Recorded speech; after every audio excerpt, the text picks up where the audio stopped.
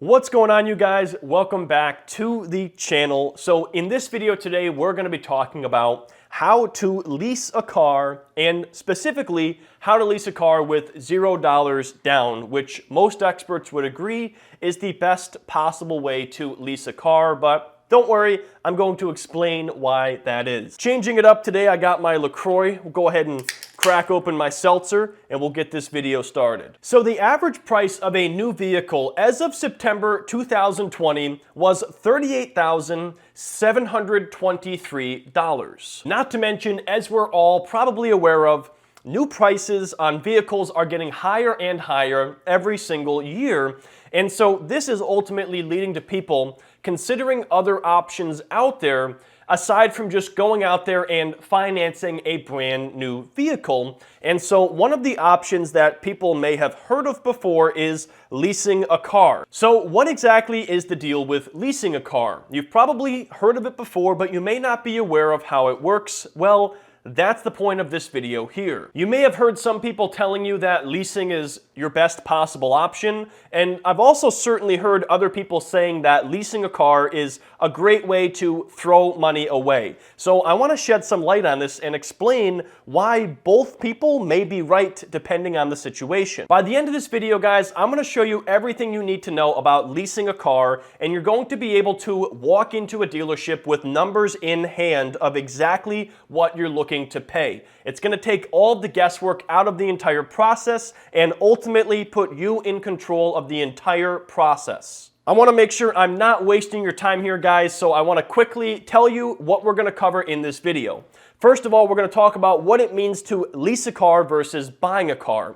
Then we're going to cover how much you can afford as a monthly lease payment and some helpful calculations. We're going to cover the crucial steps to follow before leasing your first vehicle. We're also going to show you how to calculate numbers for a lease before stepping foot in the dealership. And I'm actually going to do a screen share and walk you through the process step by step live of calculating the numbers on a deal. We're going to discuss what happens when your lease is up and also a number of things to watch out for. So this video is geared towards first-timers deciding between leasing versus buying who are just considering the different options available to them. And it's also for those looking to get the best possible deal with a lease, willing to put in a small amount of effort. We're talking about 1 to 2 hours of work, which is going to help you to ensure that you're getting the best deal possible with your lease, which is ultimately going to save your money. So if you're interested in that, guys, you are in the right place. That being said, I have a few quick favors to ask you in return because I spent about 10 hours researching and outlining this video. First of all, if you are on your phone right now watching this video, that's totally fine. But if you're on your computer and your phone is next to you, please do me a favor and put your phone on silence or just put it away for the next hour or so, because I don't want you to be distracted halfway through and lose track. Because I promise you guys, if you stick around for the entire video, I'm going to teach you everything you need to know. You're not going to have to watch like 10 different videos to learn about leasing a car. Also, pause the video and grab a beverage if you need one. I already got my seltzer hanging right here, but if you need a seltzer, pause the video, grab one. And I also recommend getting a pad of paper and a pen or pencil just to jot down some notes throughout the video. Also, guys, if at any point in this video you find it to be valuable, all that you have to do is drop a thumbs up, and that's going to allow this video to be shared with more people. That being said, a few quick disclaimers before we get into the meat and potatoes here. I am not a financial advisor. This is not any kind of financial advice, and you should always do your own research above and beyond this video before making any kind of financial commitment. I'm not going to sell you anything. I don't have a course on leasing, and I don't have anything to sell you, period. No affiliate links, no sponsors for this video, just straight, honest, valuable information, and I hope you guys appreciate that transparency. Lastly, I have been getting a lot of spam comments on my videos lately, and unfortunately, some people fall for these scams. I hate to waste your time here with this, but I have to make this disclaimer every video. If you see comments down below, make sure they're actually from me. So this right here is a real comment from me versus this comment, which is a scammer. So make sure you're not communicating with a scammer. I'm never gonna ask you to send me money or anything like that. So until YouTube does something about this, I'm just gonna have to make this disclaimer in every single video. So I do apologize about that, but I gotta do what I can here to make sure people aren't getting scammed. That being said, let's jump into it, starting off here with what does it mean to lease a car? So when you're leasing a car, you're basically just renting the car, similar to leasing an apartment. You don't own it, you're just borrowing it. Technically speaking, what you're doing is financing a car's depreciation through the process of leasing, but we're gonna cover more on that later. What you're doing by leasing is borrowing or renting a vehicle just like an apartment. Now, just like with an apartment, there are going to be some restrictions in place related to your lease, and that typically falls in two different categories. Number one is the number of miles that you're allowed to drive during the lease term. It's going to be on a per year basis, but it actually ends up just being a total throughout the entire term of the lease. The second thing is maintenance. Some of the maintenance is going to fall on your shoulders. Basically, anything within the manufacturer's warranty is going to be covered by them. But if your warranty expires during the lease, or if there's things like oil changes, brake pads, that may fall on your shoulders based on the terms of the lease. However, some lease packages will include that maintenance, so it all depends on the specific lease agreement. But for the most part, if you're leasing a car, you're most likely going to be responsible for paying for oil changes, tires, probably brake pads, and gasoline, which is kind of a no-brainer. So be ready to have those expenses for maintenance associated above and beyond your monthly lease payment. Now, typically speaking, for most people out there who work a job and they don't have a business, leasing is going to be a more expensive way to drive a car if you're somebody who has a long commute. However, if you're somebody who drives a very low number of miles, or you're just worried about not maintaining a vehicle, it can be an effective way to drive a car without having to worry about that ongoing maintenance. And if you continue to lease cars over and over again, you can ensure that you always own a vehicle that's under some form of warranty. That way you're not surprised by some crazy high cost for replacing something like a transmission, or you have some major vehicle failure. You may also find that if you're somebody who enjoys driving luxury vehicles, that is an area where leasing actually may make sense, because oftentimes leasing a car is the most cost-effective way to drive a luxury vehicle. Also, if you are a business owner, there's something special called a corporate lease, which may make it cost-effective. That's actually why I made this video. For a while, I was considering doing a corporate lease just because I needed an extra vehicle, because one of my cars was in need of repair and the parts were back ordered. So I thought about just doing a corporate lease myself. As it turns out, the parts came in, I'm getting my other vehicle fixed, so I'm not going to do this at this time, but it's very possible in the next few years that I will be taking out a corporate lease for my business. That may be a topic for another video, but it's just a unique scenario where if you do own a business, this may make leasing a vehicle far more cost effective. So in a nutshell, the main people that should be considering leasing a car are those who do not want to worry about maintenance and they want to always drive a car that's under warranty. It's also those who drive an exceptionally low number of miles every single year. It's also for people who want to drive new luxury vehicles and get a new one every couple of years. And it's also for business owners who may want to consider a corporate lease. Those are the main people who tend to be cost effective when leasing a vehicle. The other category of people who drive higher miles and just work a regular job, leasing is probably going to be the most expensive way to have a vehicle. So now let's go ahead and cover how much car you can afford to lease, and we're going to start off by talking about the down payment.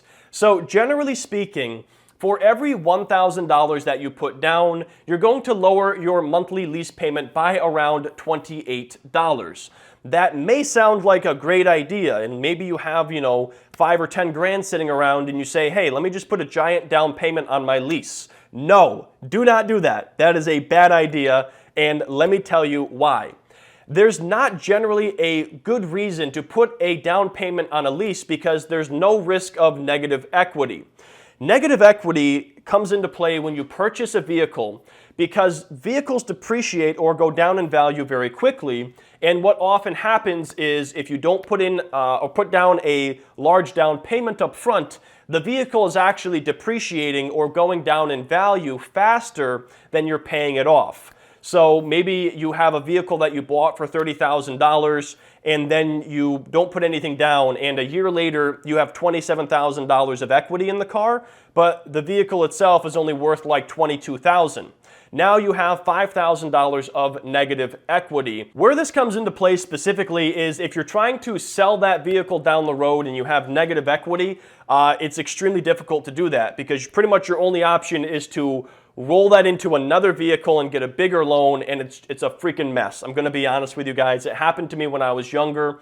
So with purchasing a vehicle, a down payment makes sense because you wanna avoid negative equity, or you wanna have something called gap insurance, but that's a topic for another video. Just understand, in the case of leasing, very rarely does it ever make sense to do a large down payment, and so what I want to encourage you to do instead is aim for a $0 down payment or as little money as possible up front out of pocket. There's no risk for negative equity because you don't own the vehicle, you're just borrowing it. The other thing is, if you lease a car and you total it, you're not going to get that down payment back. So you could do $5,000 down on a lease, drive out of the dealership and total that vehicle. You're just going to walk away from that lease. They're not going to give you $5,000 back. So understand that if you're doing a down payment with a lease, you're basically putting money on the line for absolutely no reason. So even though it's a lower monthly payment, you're better off to just put as little down as possible and have that higher monthly payment. So now let's talk about how much should you spend on a monthly lease payment should you decide to do it. Well, a general rule of thumb to follow is it should be a maximum of 15% of your after-tax income. So let's say, for example, you have a $60,000 salary, your post-tax income is $45,000, so your monthly post-tax income is $3,750. You're going to want to spend at most 15% of that on your vehicle, which would be $562.50 per month. Keep in mind, that's the maximum. That doesn't mean you should go out there and lease a car for $562 a month. Keep in mind as well, that's not factoring in your gas costs, your insurance costs, oil changes, tires, and things like that. So even though it's $562, when you factor in those things, you could be well into the $700 to $750 plus range, depending on how much you drive. So while that's the maximum, I would encourage you to shoot lower and have extra money to direct towards investments or different things like that. You can get near $200 a month with low mileage leases, so you can get that pretty low. Just because you can spend that much doesn't mean that you should. Now let's cover what you should do before going in and leasing a car. Well, the first thing that you need to do is figure out if leasing actually makes sense for you. And based on what I covered earlier, you should have a general idea of if you're somebody in this category where leasing may make sense. Generally speaking, the less miles you drive per year, the more cost-effective leasing becomes, because you're not going to load that thing up with miles and the residual value is going to be higher at the end. We're going to explain what that means in a little bit here. You also are able to avoid the negative equity from selling a new car within the first few years. So if you upgrade vehicles constantly, like every 2 or 3 years, leasing will help you avoid that scenario of negative equity where you owe more on that vehicle than the car is worth. A better solution is not to drive new cars, period, but some people insist on it. Like we said, luxury vehicle drivers may also find it's the most cost-effective way to drive brand new luxury cars because they depreciate like a rock. They go down in value so quickly. And also business owners may be in a unique category to lease based on the corporate lease being a potential write-off. So let me give you a scenario here of somebody I know who leased a car.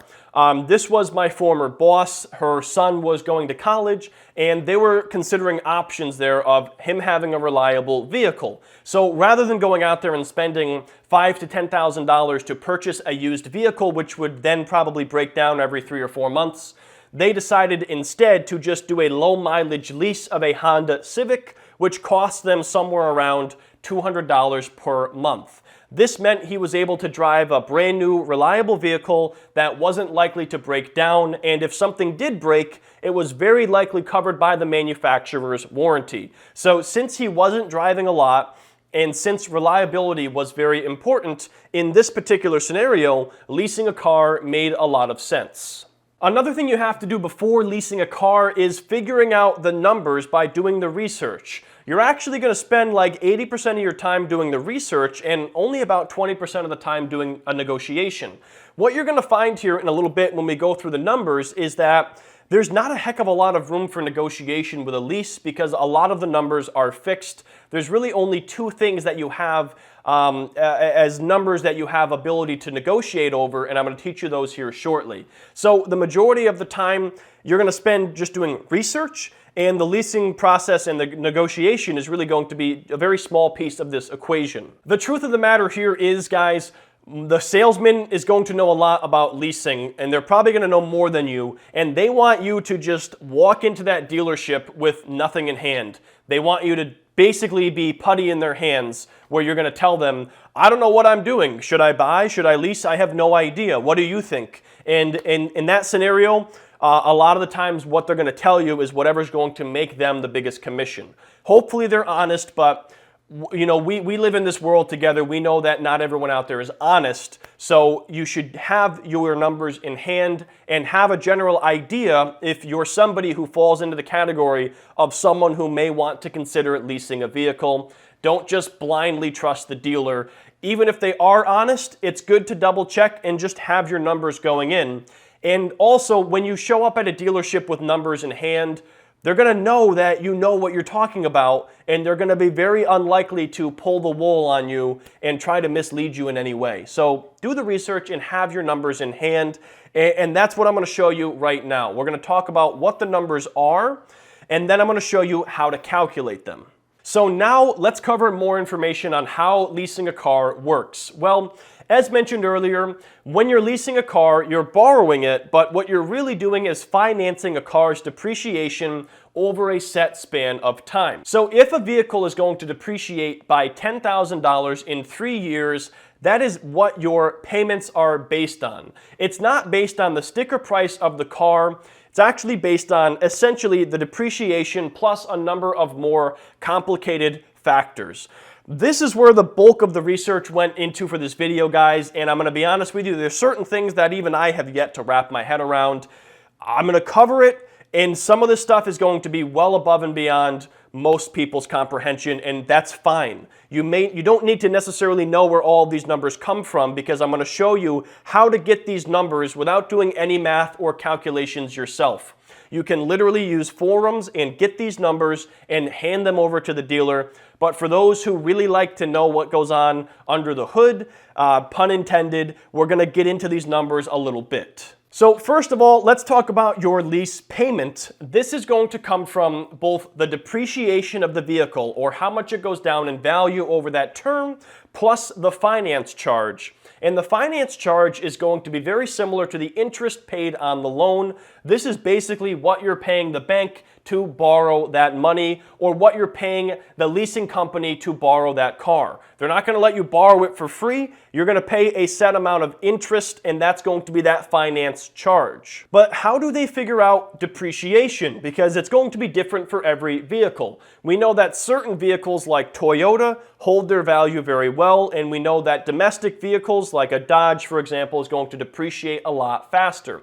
Well, monthly depreciation is calculated by taking something called the cap cost minus the residual value divided by the number of months or the term of the lease. Don't worry, guys, if you don't know what these terms mean, I'm going to explain these now. Your cap cost is essentially the total amount of money you're borrowing from the bank or the leasing company. And that's calculated by taking the MSRP, or manufacturer's suggested retail price, plus any fees and taxes, minus any lease credits or rebates, minus your down payment. We're probably not going to have much of a down payment here. You might prepay things like your taxes and registration fees, for example. But for the most part, you want to avoid any other down payment that's unnecessary because, like we said, you're putting money on the line for no reason. You're going to want to do your research on lease credits and rebates. This time of year, being December, is actually a really good time because you have a lot of brand new inventory hitting dealers. And so those 2020 vehicles, they're looking to cut deals on them and get them off their lot.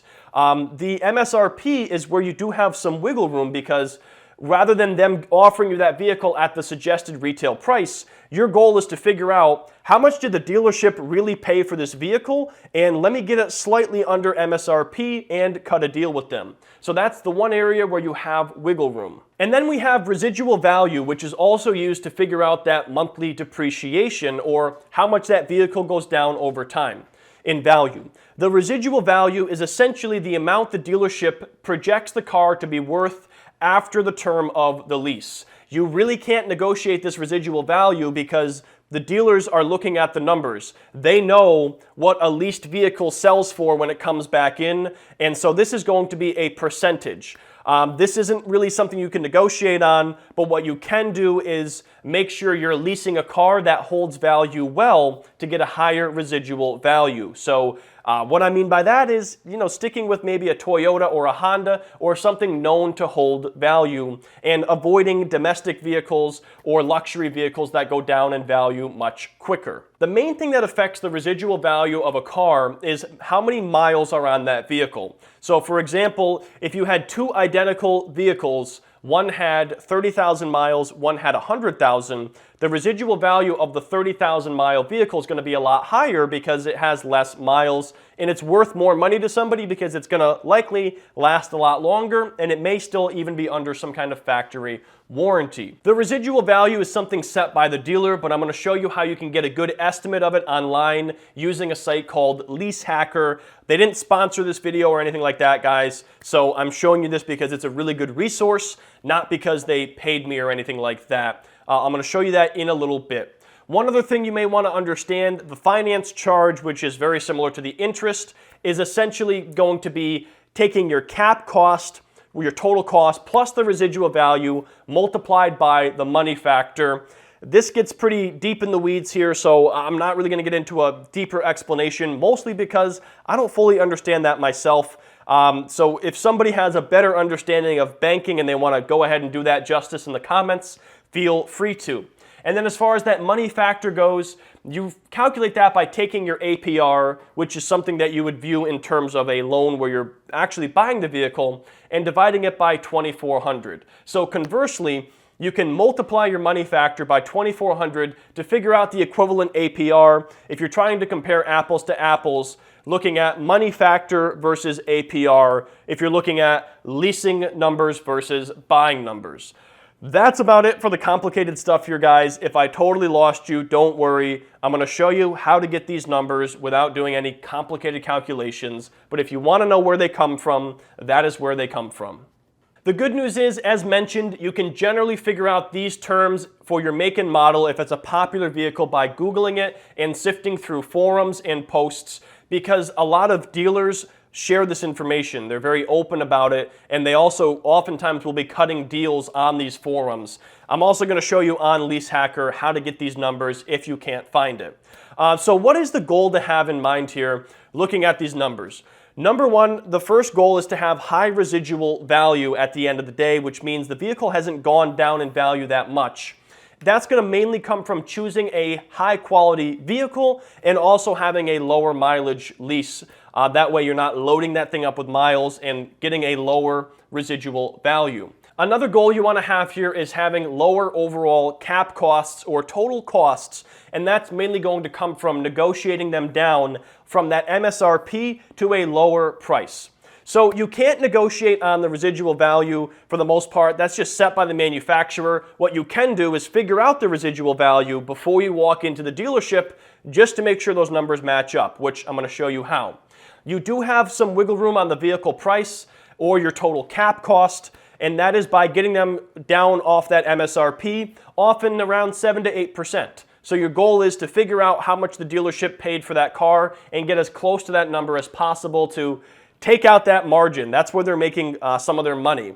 Another area you sometimes have wiggle room on is with the money factor, or essentially kind of like the interest. Some dealers are actually putting in a markup to make some money there. Some dealers are not. So if you go in there with a money factor in mind, again, just make sure those numbers match up, or ask questions and say, hey, are you marking this up and making a commission here? They should be honest with you about that. That's pretty much the area where you have wiggle room with a lease. Also, if you expect to have an overage and go over your set miles, negotiate for extra miles up front and not at the end, because you're going to likely get a better deal on those miles up front versus at the end, because at the end you've already used those miles and gone over, so pretty much whatever they say goes. You're better to negotiate that at the beginning if you expect to go over.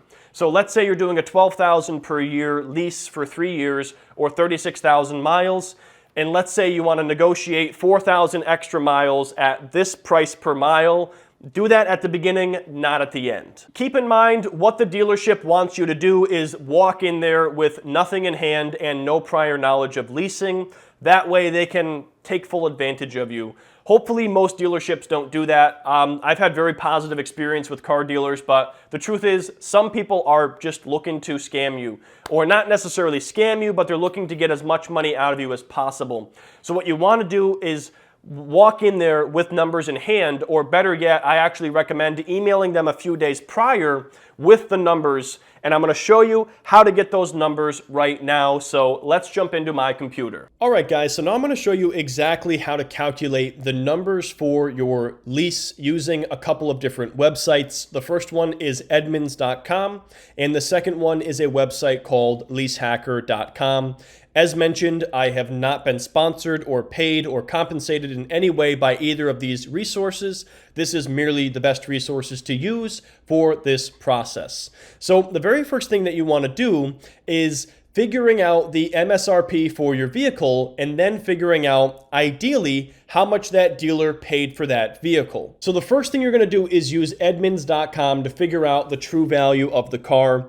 And if you don't know what vehicle that you want to lease yet, you should poke around on some different online forums, because a lot of them will talk about what are some of the most cost-effective cars to lease. So you should have a general idea of, do you want a car, an SUV, a luxury vehicle? So kind of have a general idea of what you're looking for. Is it a front-wheel drive car, or do you want an SUV or a truck? And then begin the process of figuring out the vehicle. Or if you have a very specific vehicle in mind, that's when you start this process. So in my case, I was thinking about leasing a 2020 Honda CR-V EX. I didn't end up leasing it because I actually fixed my other Honda CR-V, but that's what I was going to lease. So let me walk you through that process. What I'm going to do is type in 2020 Honda CR-V, and we're looking at new pricing to get an idea of the MSRP and the true value. So in particular, we were looking at the EX for pricing, and this shows you the MSRP. It's not going to show you the true value or invoice prices. What you have to do for that is click on this, and then they're going to, of course, have you drop your name and email to get that number. I already have that number from a forum, so I'm not going to do this step, but I just want to show you guys what you would do. I don't want to get bombarded with emails, which is going to happen if you do this, but you can unsubscribe to them as soon as you get that number. But this is one of those ways to figure out the true value of the car or get an idea of what the dealer paid, but you can also generally figure this out with different forums, and I'm going to show you LeaseHacker right now. So LeaseHacker does a couple of different things, but the main thing we're interested in is the forum. Now, I will say this, guys, this was kind of a pain in the butt. They make you like go around and click on the website for a couple of minutes or so. I think it was like 10 or 15 minutes. You have to spend time using the site before you're allowed to post. And the purpose behind that is they want to make sure that you're an avid user, you read a couple of articles, and you're not wasting people's time.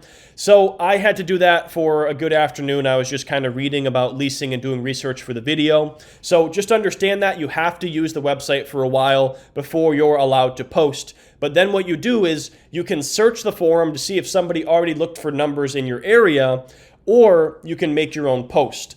Also, guys, the numbers are going to vary based on your region. That's why this is up here, very important.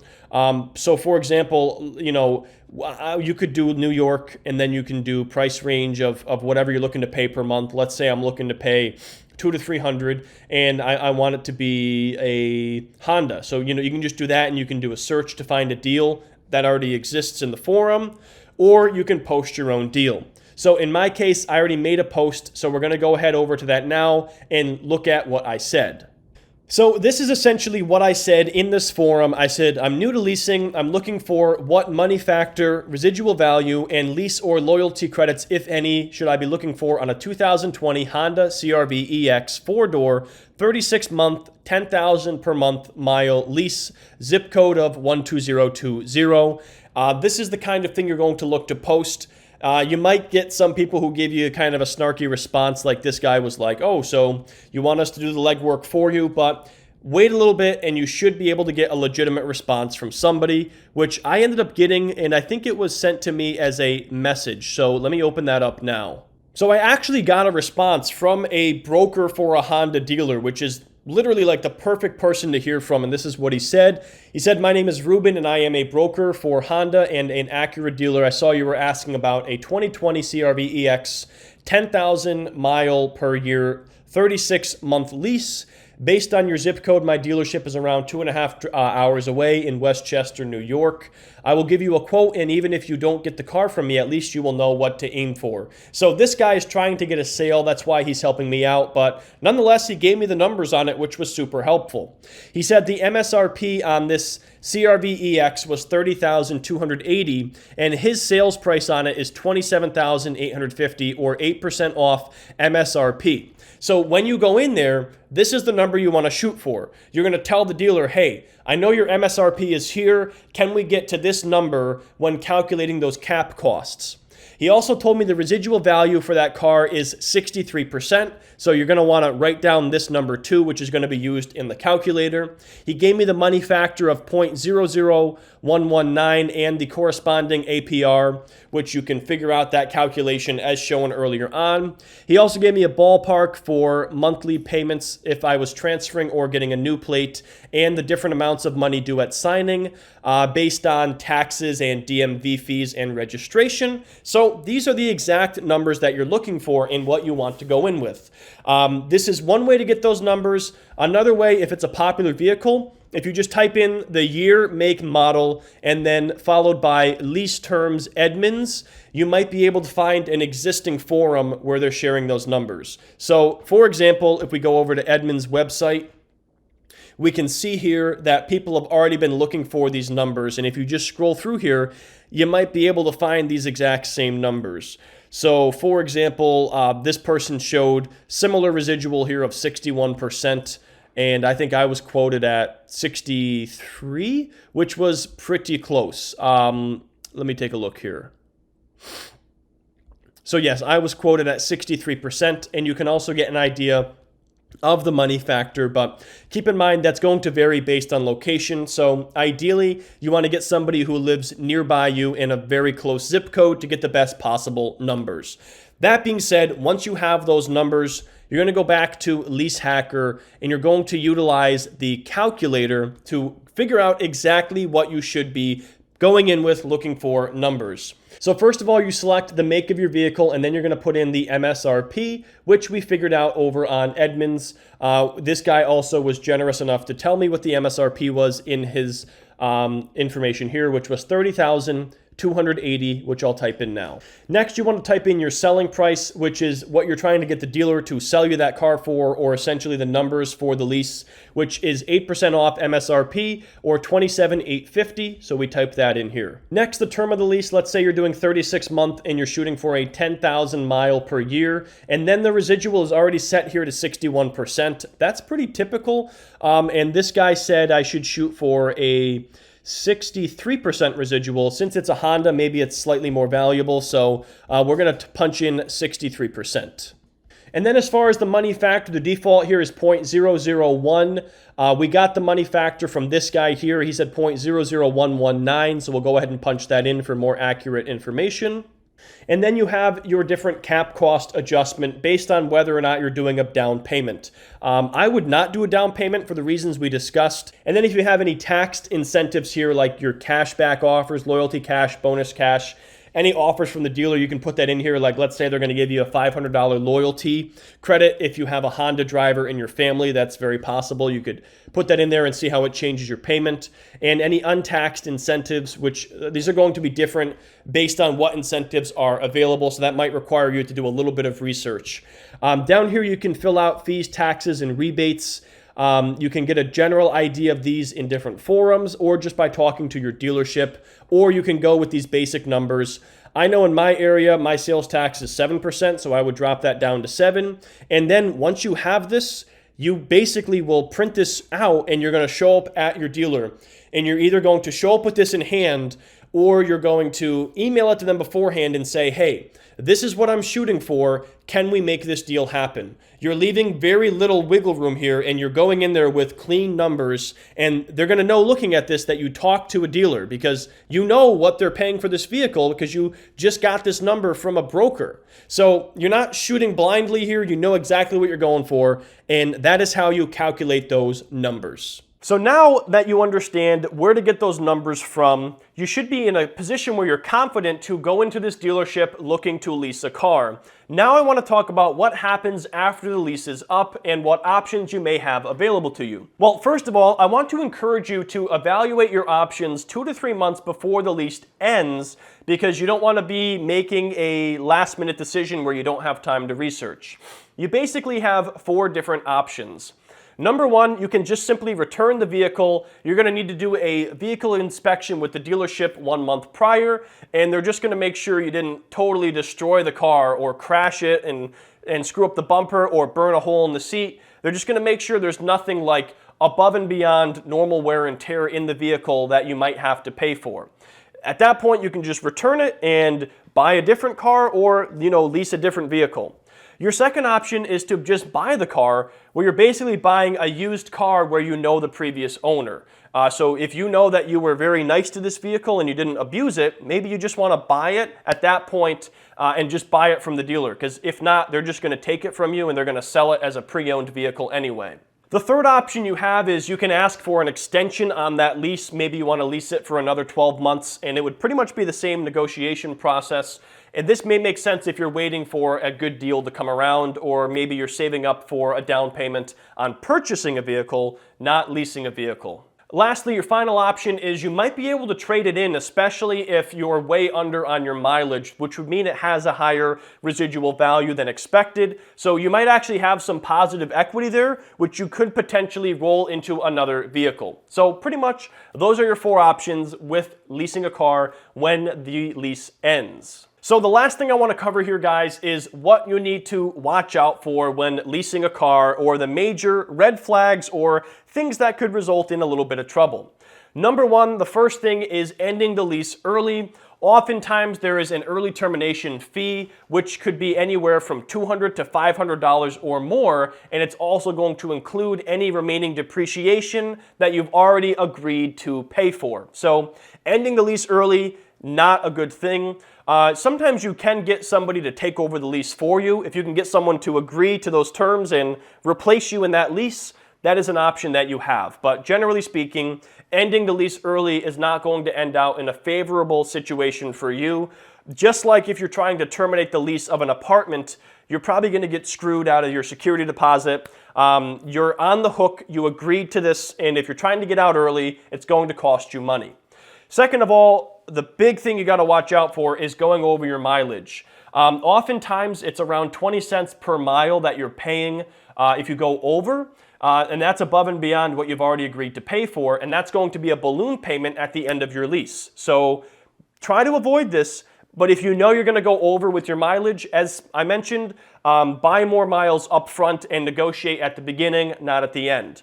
You'll also be able to keep an eye on this, and if your mileage gets high, you might be able to end your lease early. That's something to consider, where you just basically would pay it, whatever is outstanding as far as the balance for depreciation, and just walk away from it if you've reached your mileage limit. Also, this is kind of a different strategy here, but if you plan on buying the vehicle at the end of your lease, it might not be such a bad idea if it's higher mileage, because you're essentially lowering that residual value, which means you might have to pay less for the vehicle. So sometimes if you're in a situation where you've gone way over your mileage, you might be able to just make a deal with that dealership and say, hey, I just want to buy the vehicle now, so let's figure out some kind of deal that works here.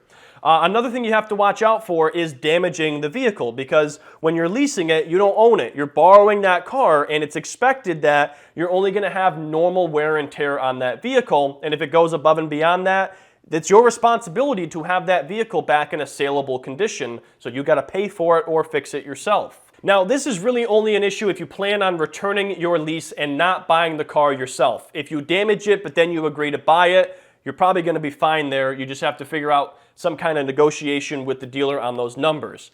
If you get into a crash and you total that vehicle, you'll go through insurance, and that shouldn't impact your lease. You're probably just going to walk away from it if it's totaled. The only thing you have to watch out for is if you have a down payment, you're not getting that back if you total that vehicle. If there's a medium level of damage, which is above and beyond normal wear and tear, you're going to have to pay for that. Now, some dealerships are going to sell you excessive wear insurance. It's an insurance policy against above and beyond normal wear and tear. So if you spill a coffee on the seat, or burn a hole in it, or you scrape up a bumper, that's above and beyond normal wear and tear, and you would normally have to pay that out of pocket. But if you want, you may purchase this insurance policy that covers it. That just comes down to your tidiness as a person. If you're pretty clean and you don't eat or drink in your vehicles, you're probably okay without that. But if you're somebody who is always eating and drinking in your car, or smoking in your car, or if you tend to run into stuff all the time because you're not the best driver, that might be something that's worthwhile.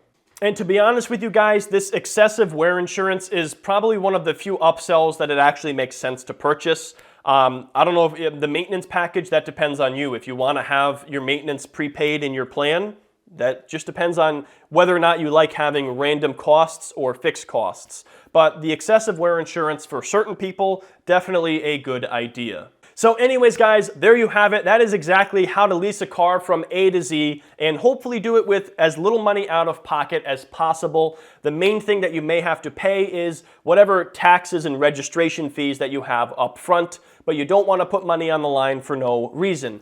Hopefully you have a good idea of the general circumstances where it may make sense to lease a car. And if you are dead set on leasing, you now know how to get those numbers, take all the guesswork out of the equation, and get the best deal possible. If you guys enjoyed this video, please go ahead and smash that like button and show your support. And feel free to leave me a comment down below if you have any thoughts, feedback, or suggestions, or if you want to share some good deals on potential leases. I would love to hear that down below as well.